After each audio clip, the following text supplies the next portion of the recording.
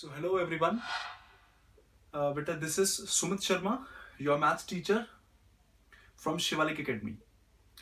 बेटा आज हम लोग नंबर सिस्टम पहला चैप्टर मैथ्स का शुरू करने जा रहे हैं. मैं आज आप लोगों को इस वीडियो के अंदर एक तो दो चीजें डिस्कस करूंगा बेटा, लेक्चर प्लान, और इसमें से पहला लेक्चर आज इसी वीडियो के अंदर आप लोगों को मिल जाएगा. ठीक है, तो इसलिए वीडियो थोड़ी सी लंबी होने वाली है, लेकिन बेटा कंटेंट वाइज आप लोगों को बहुत हेल्पफुल होने वाली है. ठीक है, सो इस तरह से बेटा आपको लेक्चर प्लान जो दिख रहे हैं, मैं इसके ऊपर इसको बता के ज्यादा टाइम किल नहीं करूंगा. बस इतना ध्यान रखना, ये मैंने आपको फर्स्ट लेक्चर में क्या क्या समझाना है, एनसीईआरटी की पहली एक्सरसाइज कब होगी, सेकंड कब होगी, थर्ड कब होगी, असाइनमेंट्स कब होंगे, ये सब इसमें आपको बता दिया गया है. इसके जस्ट बाद बेटा अभी हम लोग पहले इसको ध्यान देकर ये समझकर अभी हम आगे बढ़ेंगे, और मैं बेटा आज पहला लेक्चर शुरू करेंगे, some basics and introducing rational and irrational numbers. ठीक है बेटा, आ जाओ. ओके बेटा, सो फिलहाल यहां पर अब हम पहला लेक्चर जिसमें कुछ थोड़े से बेसिक्स और इंट्रोड्यूस करेंगे बेटा रैशनल और इरैशनल नंबर्स को. बट पहले बात आती है कि बेसिक्स किस चीज के. बेटा 8th क्लास में आप लोग जो चीजें थोड़ी सी ऐसी हैं जो इस चैप्टर में यूज होंगी, जो आप पढ़ के तो आ रहे हो, बट मुझे लगता है एक बार हल्का सा रिवाइज कर लेना चाहिए. इसलिए मैं चैप्टर पढ़ाने से पहले उनको हल्का सा रिवाइज करके फिर आगे लेके चलूंगा इस चीज को. ठीक है, जैसे याद करा दूं क्या रिवाइज करना है. आपने एक बार चैप्टर पढ़ा था 8th में, squares and square roots and cube roots, है ना. वहां पे जो नंबर्स आते हैं, उन नंबर्स को जब ऐड या सब्ट्रैक्ट, मल्टीप्लिकेशन, डिवाइड इनको करने की नीड होती है ना बेटा, तो मैंने अपने एक्सपीरियंस से ये देखा है कि जब बच्चे उनको बैठ के ऐड या सब्ट्रैक्ट करते हैं ना, तो उनको इश्यू आता ही आता है. काफी कर भी जाते हैं, ऐसा नहीं है, लेकिन स्टिल बेटा एक बार, इसलिए मैं सबके लिए एक बार डिस्कस करके फिर आगे बढ़ूंगा. ठीक है, सो हम लोग पहले यहां पर बेसिक्स में कुछ नंबर्स का एडिशन, कुछ नंबर्स का सब्ट्रैक्शन, कुछ नंबर्स का मल्टीप्लिकेशन, और ऐसे ही कुछ नंबर्स का डिवीजन, ये पढ़ते हुए आगे चलेंगे बेटा. जैसे जैसे बात करूं बेटा, अगर मैं आपको कहूं बेटा कि √2 के अंदर अगर √2 ऐड करना हो तो क्या आएगा. I know most of the student can answer, but still we are working for everyone. इसलिए बेटा मैं सबके लिए ये काम कर रहा हूं, इसलिए सबको पता होना चाहिए कि क्या है क्या नहीं है.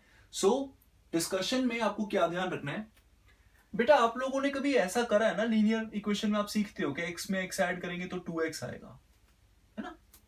तो आप बेसिकली क्या करते हो, आप x तो सेम ही लिखते हो, है ना. आप कोफिशिएंट्स ऐड करते हो. कोफिशिएंट माने साथ वाला नंबर, जिसका कोई नहीं उसका 1, तो 1 1 ऐड करके 2 लिखते हो. ऐसे यहां है, इसका कोफिशिएंट कोई नहीं मतलब 1, इसका कोफिशिएंट कोई नहीं मतलब 1, तो इन्हें ऐड कर दो, कोफिशिएंट्स को ऐड कर दो. 1 + 1 दैट बिकम्स 2, एंड √2 सेम, 2√2. जैसे सपोज करते हैं, मैंने आपको कहा 3√3 के अंदर 5√3 ऐड करूंगा, तो क्या होने वाला है भाई, √3 सेम रखना है, 5 में 3 ऐड करना है, कोफिशिएंट में कोफिशिएंट ऐड करा, दैट मेक्स इट 8. 7√7 में 8√7 ऐड हो जाएगा, बिल्कुल हो जाएगा. √7 सेम, कोफिशिएंट 8 में 7 ऐड बिकम्स 15. अच्छा सर, अब ध्यान देना सर, √2 के अंदर 2√2 है मेरे पास, और सर मेरे पास ना 4√3 है, ऐड हो जाएगा सर. नहीं बेटा, अब ऐड नहीं करना, they are not like terms. √2 था, लाइक टर्म्स थी, यू कैन ऐड. √3 था, like terms, you can add. √7 था, like terms, you can add. √2 है, √3 है, यू कैन नॉट ऐड. ठीक है, जैसे अब अगर 5√3 आया, 7√3 आया, तो ऐड कर सकते हो. √3 है, तो दैट मेक्स इट 12√3. अगर आपको ये मिला कि आपके पास रूट वाली टर्म, या फिर आप ये कहो कि लाइक टर्म्स हैं, तो यू कैन ऐड. बेटा similarly things are same for the subtraction. Suppose मैंने आपको कहा 5√2 - 3√2, easy. Root two same, coefficient minus 5 minus 3 that becomes 2. 3 root 7 minus 4 root 7, 4 minus 3 minus 1, coefficient root 7 same, as simple as that. Root 5 में से sir मैं root 3 minus कर पाऊंगा? No, like terms नहीं है. जैसे यहां पर बेटा ये अनलाइक टर्म्स थी, आप ऐड भी नहीं कर पाए. दिस इज द थिंग, आप इसको कुछ नहीं कर सकते, ऐसे ही छोड़ना है इसको. तो बेटा इसको भी ऐसे ही छोड़ना है, अनलाइक टर्म्स है, सब्ट्रैक्ट नहीं कर सकते. 5 root 3 minus 2 root 3 that will be 3 root 3. 7 root 7 minus 7 root 7, root 7 same रखा. 7 माइनस 7 इज 0, तो 0 का कोफिशिएंट किसी के साथ भी होगा, ओवरऑल आंसर 0. सो क्या एक नॉर्मल बात एडिशन सब्ट्रैक्शन में ना एक कॉमन बात समझ में आती है. लाइक टर्म्स को ऐड भी कर सकते हो, सब्ट्रैक्ट भी कर सकते हो. अनलाइक टर्म्स को ऐसे ही छोड़ना है. अच्छा, ऐड भी कैसे करना है? ऐड कैसे करना है? रूट थ्री में ऐड चीजों को ऐड कर रहे हो तो रूट 3 सेम रखना है बेटा. बाहर के नंबर जिन्हें कोफिशिएंट्स कहते हैं उनको ऐड कर देना. 5 और 3 को ऐड करा, 8 कर दिया, दैट्स इट. ऐसी सब्ट्रैक्शन में. मल्टीप्लिकेशन डिवीजन, अगर मैंने आप लोगों को कहा रूट 3 के अंदर रूट 3 को मल्टीप्लाई करना है तो क्या आएगा सर? रूट 2 में रूट 5 को ऐड करना है, मल्टीप्लाई करना है तो क्या आएगा सर? रूट 3 के अंदर रूट 7 को मल्टीप्लाई करना है तो क्या आएगा सर? रूट 7 को रूट 7 से मल्टीप्लाई करना है तो क्या आएगा? ये कुछ चीजें हैं बेटा जो काम आएंगी इस चैप्टर में. तो मैं पहले ही आपको बता दूं बेटा, वैसे तो जैसे रूट में कोई 2 टर्म है, आप बेटा इनको मल्टीप्लाई करने जा रहे हो, ठीक है, नॉर्मल मल्टीप्लीकेशन करनी है. लाइक आप रूट 5 को रूट 2 से मल्टीप्लाई कर रहे हो, मेक इट 10. रूट है बेटा, रूट लगा दो. रूट है, एक ही रूट, 5 2 जा 10, as simple as that. Root 3 root 7 21, root लगा दो, खत्म. Root 7 root 3. देखो मैंने अभी इनको कॉलम छोड़ रखा है. मैं आपको बताऊं क्या करना है. रूट 7 इंटू रूट 7, अगर मैं ऊपर वाले फॉर्म की तरह चलूं बेटा तो रूट 7 49. अब square and square root chapter पढ़ा था कभी, उसके accordingly I can write 7 into 7 here, फिर पेयर बन के एक 7 बाहर. तो लॉजिकली सीधा लर्न कर लेते हैं ना कि अगर सेम टर्म्स होंगी तो रूट ही हटा देना है. Like root 3 into root 3 is simply 3. Tension नहीं लेनी. डिफरेंट होंगे तो मल्टीप्लाई करके रूट में लिख दूंगा, सेम होंगे तो सीधा नंबर लिख दूंगा. Like root 7 into root 7 is simple 7, that's it. जैसे अगर रूट 5 में तुम्हें मल्टीप्लाई करना पड़े रूट 5 तो आंसर इज 5. डिफरेंट होंगे अगर रूट 5 को आपको रूट 3 से मल्टीप्लाई करना है, मेक इट रूट 15. डिवीजन में क्या करना है? सपोज बेटा मैंने आपको कहा कि 5 रूट 3 में डिवाइड कर रहे हो रूट 3, तो सिंपल है बेटा, सेम वाले आराम से डिवाइड हो सकते हैं. रूट 3 से रूट 3 कैंसिल कर सकते हो डिवाइड में और नॉर्मल 5 आंसर आ गया. आपके पास है सपोज 5 रूट 14 अपॉन रूट 7. अब फंस गया हूं सर मैं, अब क्या करूं? तो बेटा एक काम करना है आपने, इनको कॉमन रूट दे देना है. कॉमन रूट का मतलब 14 पर भी रूट है, 7 पर भी रूट है, एक ही रूट दे दो बेटा इनको और इसको कैंसिल करो. लाइक 14 को 7 से करोगे कैंसिल तो 2 आ गया, तो आंसर इज 5 रूट 2. अब जैसे सपोज मेरे पास है 5 रूट 14 अपॉन रूट में 9. अब चाहे कटते नहीं है तो आप कॉमन रूट देके ऐसे आंसर छोड़ सकते हो. लाइक 14/9 छोड़ा, आंसर खत्म, और कुछ नहीं करना. देखो मैं आपको बेसिक बात पता है क्या याद कराना चाहता हूं 8th क्लास से? बेसिक बात बेटा मैं आपको ये याद करानी चाह रहा हूं कि जब आप चीजों को लाइक इन्हें ऐड करते हो जैसे, तो लाइक टर्म्स एडेबल हैं, लाइक टर्म्स सब्ट्रैक्टेबल भी हैं. अनलाइक टर्म्स को ऐसे ही छोड़ना है, अनलाइक टर्म्स को ऐसे ही छोड़ना है. ये एडिशन सब्ट्रैक्शन में चलेगा. जब आप मल्टीप्लीकेशन या डिवीजन करते हो तो क्या करना है? जैसे रूट 2 को रूट 5 से मल्टीप्लाई करोगे तो रूट 10 नॉर्मल. 5 को 2 से मल्टीप्लाई किया 10, रूट नॉर्मल रख दिया बेटा. 3 को 7 से किया 21, रूट नॉर्मल रख दिया.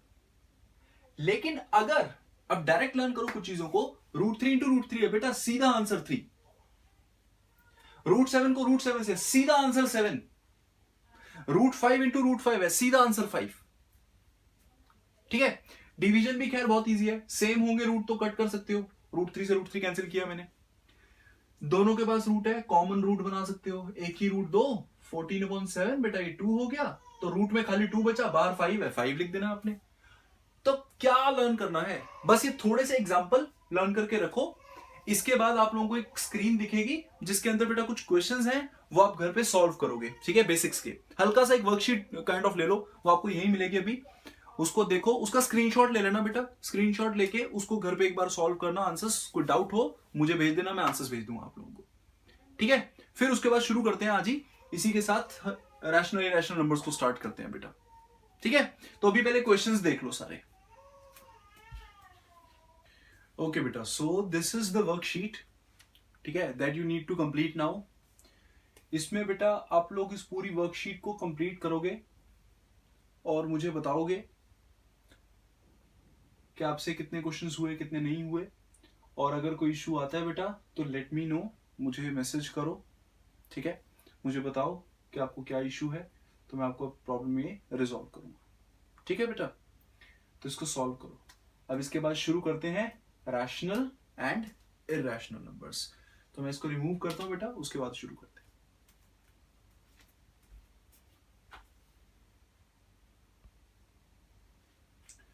ओके बेटा, so now let's start this chapter with the topic rational numbers.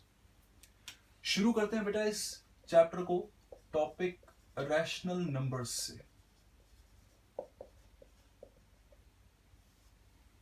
उससे पहले एक छोटी सी बात कर लेते हैं, ठीक है, जो आप लोगों के काम आने वाली है बेटा। अगर मैं आप लोगों को कहता हूं, आप लोगों ने लाइफ में शायद ऑब्वियसली आप सबने बेटा कहीं ना कहीं नेचुरल नंबर्स सुने हैं ना, natural numbers 1 2 3 4 up to infinity, all of them are called rational numbers. We have whole numbers from starting from 0 1 2 3 4 are all are whole numbers. We have integers, integers होते हैं हमारे पास। नंबर लाइन पे बात करें अगर तो 0 1 2 3 -1 -2 -3 and so on, negative infinity तक चले जाओ चाहे पॉजिटिव इंफिनिटी तक चले जाओ, all of them falls in the category of integers. ऐसी बेटा हमारे पास अभी बात करेंगे, जैसे सपोज अभी बात करेंगे बेटा रैशनल नंबर्स के बारे में। ऐसी रैशनल नंबर्स होते हैं कुछ, ऐसी बेटा इरैशनल नंबर्स होते हैं कुछ, तो एक काफी सारी कैटेगरीज है ना जो different type of numbers show कर रही है। बट याद आपको ये रखना है कि all of them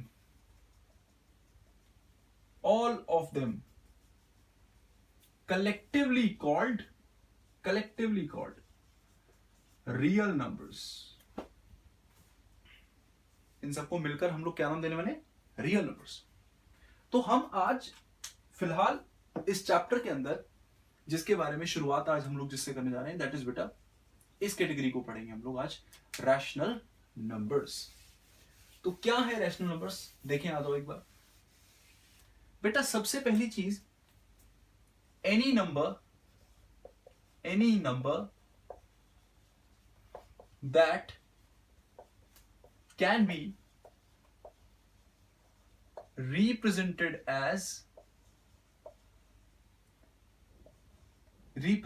in P by Q form, that can be represented in P by Q form where Q is not equals to 0। कोई भी नंबर जिसको आप P by Q फॉर्म में लिख पाओगे, जहां पे डिनोमिनेटर 0 नहीं होगा बेटा, that number is called rational number. Example लेते हैं, मेन कंसर्न एग्जांपल से बेटा कि आपको समझ में आना चाहिए कितने तरह के एग्जांपल्स है। अगर मैंने सपोज बेटा नंबर लिखा 2.1, तो ऑब्वियसली आप सब जानते हो कि 2.1 में पॉइंट हटा के नीचे 1 0 लग सकता है 1 के साथ, तो 21/10 is a P by Q form where denominator is not equal to 0. तो yes, it is a rational number. It's a rational number. अच्छा, एक और एग्जांपल लेते हैं। सपोज मैंने लिखा बेटा सिर्फ 2 लिखा मैंने, तो स्टूडेंट 2 के नीचे 1 लिख सकता है, 2 के नीचे 1 ले सकता है, और वो 2/1 जो है वो हमारा फिर से P by Q फॉर्म हो गई। तो फिर से हम लोग क्या कह सकते हैं, it is again a rational number. अच्छा, सपोज एग्जांपल के लिए मैंने लिखा सिंपल बेटा 2/3, it is simply a p by q form, denominator is not equal to 0, yes it is a rational number. Example के लिए मैंने लिखा बेटा 5/√4।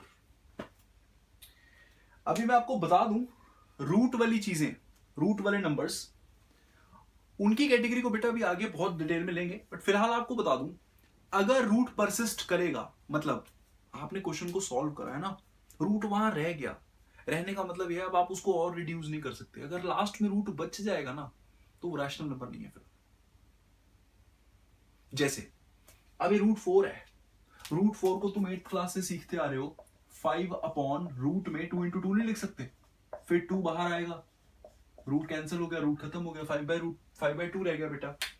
इसको इसमें रिड्यूस कर लिया, p by q फॉर्म हो गई, डिनोमिनेटर 0 नहीं है फिर से, it is a rational number.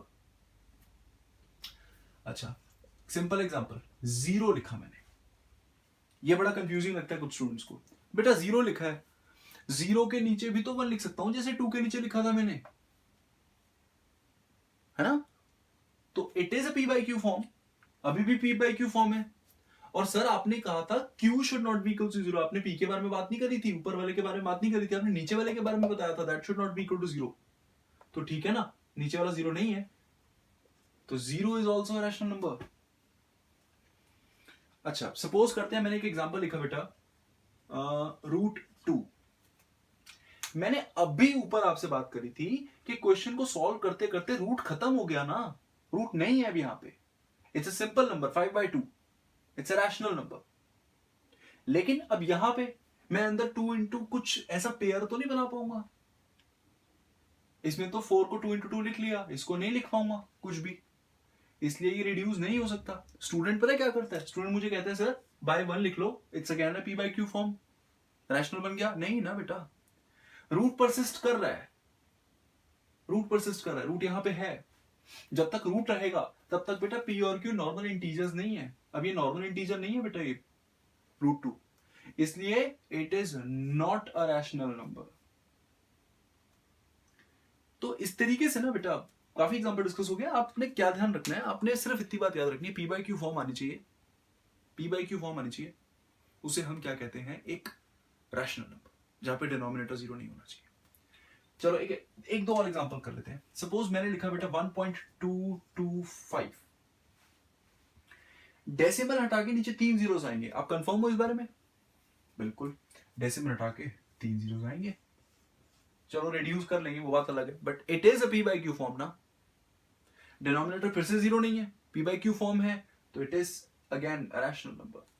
लेकिन अगर मैंने कुछ ऐसा लिख दिया जैसे 1.2122112 ये कभी खत्म ही नहीं हो रहा, डिवीजन चलता ही जा रहा है, चलता ही जा रहा है, चलता ही जा रहा है, रिमाइंडर आ ही नहीं रहा 0, तो ऐसे केस में आप एक बात बताओ, यहां पे आपको पता था डेसिमल हटाऊंगा 3 जीरोस लिखने हैं नीचे, यहां पे कैसे पता है आपको, यहां से नहीं पता चल रहा, डेसिमल हटा के नीचे कितने जीरोस लगाऊं मुझे नहीं पता, इसलिए ये रैशनल नंबर नहीं है।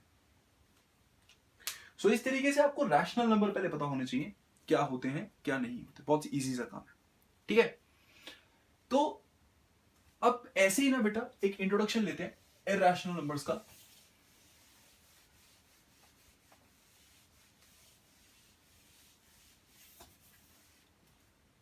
Let's talk about irrational numbers.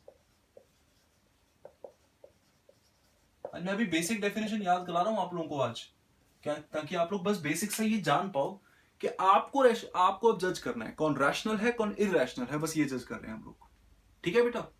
तो व्हाट इज इरैशनल नंबर, बेटा जिसको आप p by q फॉर्म में नहीं ला पाओगे वो इरैशनल है, जैसे मैंने 2-3 एग्जांपल तो पीछे ही दे दिए थे। चलो एक काम करते हैं, मैंने लिखा रूट में 2, अब रूट में 2 लिखा मैंने, अब पहले आप मुझे बताओगे इसके बारे में, देखो पहले तो आप इस रूट को कभी खत्म नहीं कर सकते, आप अंदर 2 into 2 into 4 into 4 कुछ नहीं लिख सकते, इसका पेयर बनके कुछ भी बाहर नहीं आएगा बेटा, ये एज इट इज रहेगा, पहला तो सिंपल यही लॉजिक है कि अगर रूट परसिस्ट कर रहा है ना तो रैशनल नहीं है, वो इरैशनल है, पहली बात तो। दूसरा डिटेलिंग बताऊं अगर मैं आपको, बेटा आपने 9th क्लास में ना एक बात पढ़ी थी, 8th क्लास में एक बात पढ़ी थी, एक लॉन्ग डिवीजन मेथड आता है कभी लाइफ में, उससे आप स्क्वायर रूट निकालना सीखते हो ना। तो वहां ना आपने जब 2 को सॉल्व किया था एक बार, नहीं भी बेटा किया था तो आज एटलीस्ट थोड़ा सुन लो क्या था। उस लॉन्ग डिवीजन से जब हम इसको सॉल्व किया करते थे ना, तो 1.414 एंड सो ऑन, ये कहानी कभी खत्म ही नहीं होती। अब आप बताओ, जब ये इस √2 की कहानी 2 का आंसर कभी खत्म ही नहीं होता, तो भाई पॉइंट हटा के नीचे कितने जीरो लगाने कंफर्म ही नहीं होता। अभी कौन से टाइप का डेसिमल एक्सपेंशन है, मैं अभी बेटा देखो, अगर मैं अभी बोल भी दूंगा कि it is non terminating and non repeating, तो भी कोई बहुत बड़ी बात नहीं, क्योंकि आगे टाइप ऑफ डेसिमल एक्सपेंशन सिखाऊंगा आगे मैं, आगे टॉपिक है। फिलहाल अभी मैं बात बोल रहा हूं, ये खत्म नहीं हो रहा मेरे लिए। तो डेसिमल हटा के नीचे कितने जीरो आएंगे मैं कंफर्म नहीं हूं। अगर मैं कंफर्म नहीं हूं ना बेटा, तो बड़ी सिंपल बात है, इट्स एन इरैशनल नंबर। तो ना 2 बातें बोल रहा हूं मैं बार बार पहचानने के लिए। याद रखना बेटा, मैं डेफिनेशन नहीं लिख रहा आपको, ये बता रहा हूं कि आप कैसे जज करोगे। एक तो बेटा स्क्वायर रूट हो, क्यूब रूट हो, ऐसा कोई भी रूट हो, अगर ये परसिस्ट करता है, परसिस्ट का मतलब बेटा अगर रहता है, आप उसको हटा नहीं पा रहे हो, तो वो एक इरैशनल नंबर है। पहचान बता रहा हूं, डेफिनेशन नहीं है। दूसरा, अगर आप यही नहीं डिसाइड कर पा रहे कि डिनोमिनेटर में how many zeros we can assign to the denominator, in 2 cases से आप जज कर पाओगे कि कोई रैशनल है या इरैशनल कब है कोई नंबर। जैसे जैसे जैसे अब सपोज ये √2 मैंने एक एग्जांपल लिया। अब बड़ी सिंपल बात है, √2 को मैं अंदर कोई पेयर बना के कुछ भी बाहर नहीं निकाल पा रहा। जब मैं कुछ भी बाहर नहीं निकाल पा रहा ना, तो मेरे लिए रूट परसिस्ट करेगा, इट्स एन इरैशनल नंबर। ये मेरे लिए इरैशनल नंबर है। आई एन मैं इरैशनल नंबर के लिए लिख रहा हूं। मैंने लिखा √9, इसमें तो स्टूडेंट लिख लेगा 3 × 3, 3 बाहर आ गया, बेटा रूट परसिस्ट तो नहीं कर रहा, रूट तो हट गया, तो इरैशनल नंबर है। तो इरैशनल तो नहीं है ना, इट्स अ रैशनल नंबर। मैंने लिखा √41, 41 वैसी प्राइम है, इसके पेयर वेयर कुछ नहीं बनेंगे, अंदर कुछ बाहर नहीं निकाल पाओगे, रूट परसिस्ट्स, इसलिए मेरे लिए क्या है ये इरैशनल नंबर। मैंने लिखा 1.121 1221 12221 एंड सो ऑन। डॉट्स का मतलब बेटा एंड सो ऑन, चलता जा रहा है, खत्म ही नहीं हो रहा। जब ये चलता जा रहा है, खत्म ही नहीं हो रहा, तो डेसिमल को हटाकर नीचे कितने जीरोस लगाने आपको पता ही नहीं चलेगा। जब नहीं पता चल रहा तो p/q फॉर्म नहीं आएगी ना। तो जब p/q फॉर्म नहीं आएगी तो ये इरैशनल नंबर है। फिर से मैंने लिखा, सपोज चलो एक और एग्जांपल, मैंने लिखा रूट में 16, बेटा इजी है, 4 × 4 लिखा, 4 बाहर आ गया, रूट खत्म हो गया, तो it's an irrational number. Oh sorry, it's a rational number. अच्छा, मैंने लिखा रूट में 12, आज इसकी बात करते हैं। स्टूडेंट कहता है 16 का मेरे को 4 × 4 इजीली पता था। बेटा 12 को आप 4 × 3 लिख सकते हो अंदर, 4 × 3 = 12। फिर आप 4 को थोड़ा सा और रिजॉल्व कर सकते हो, 2 × 2 × 3। अब 2 बाहर आ सकता है, रूट तो परसिस्ट कर रहा है ना, 2 बाहर आ गया मैंने माना, पर रूट तो रह रहा है ना उसके अंदर, इसको सॉल्व करके रूट तो खत्म नहीं हुआ, तो रूट परसिस्ट्स, इसलिए फिर से क्या हुआ बेटा, ये इरैशनल नंबर। मैंने लिखा √23, 23 प्राइम नंबर है, अंदर कोई पेयरिंग नहीं होगी, फिर रूट परसिस्ट, इरैशनल नंबर। मैंने लिखा 1.413, बेटा आप बताओ, मैंने अब आगे डॉट डॉट डॉट नहीं लगाया, डेसिमल हटाकर मैं नीचे 1000 लगा सकता हूं, 3 जीरो लगा सकता हूं। तो जब मुझे मालूम है मैं कितने जीरो लगा सकता हूं नीचे, तो ये रैशनल नंबर है। मैंने लिखा 1.2122112 एंड सो ऑन। जब ये एंड सो ऑन वाली कहानी आ जाएगी ना, इसका मतलब खत्म नहीं हो रहा, तो डेसिमल हटाकर नीचे कितने जीरो आएंगे, वी आर नॉट कंफर्म्ड, इसलिए ये कौन हुआ बेटा, फिर से इरैशनल नंबर। आज की बेटा इस वीडियो से आप लोगों को रैशनल इरैशनल का डिफरेंस पूरा क्लियर होना चाहिए कि होते क्या है, पहचानना कैसे है कौन रैशनल कौन इरैशनल है। अब अगली वीडियो के अंदर आप लोगों को सिखाऊंगा कि दो रैशनल नंबर्स के बीच में कितने रैशनल नंबर्स एग्जिस्ट करते हैं, वो कैसे निकाले जाएंगे। बट आज की ये वीडियो बेटा, आप लोग 9th मैथ शुरू करने जा रहे हो, आप लोग कहीं भी अनईजी फील करते हो ना बेटा, पहली बात जो घर पे करनी है, मल्टीपल टाइम वीडियो देखनी है, कोशिश करो बार बार देखो ताकि चीजें ब्रशअप करें। फिर भी तुम्हें लगता है कि नहीं समझ में आ रहा कुछ, तो बेटा